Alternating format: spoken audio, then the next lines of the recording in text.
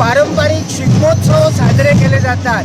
त्यामध्ये पेडणे तालुक्यामध्ये इथं सतियाकडे साजरा केलेला जो शिगमोत्सव जो आहे तो अतिशय मोठ्या प्रमाणात साजरा केला जातो। आत्ताच सांगितल्याप्रमाणे 12 गावचे लोक इथं येतात आणि 12 रोमट्यांचा मेळ इथं जो आहे तो आता संमिलित झालेला आहे।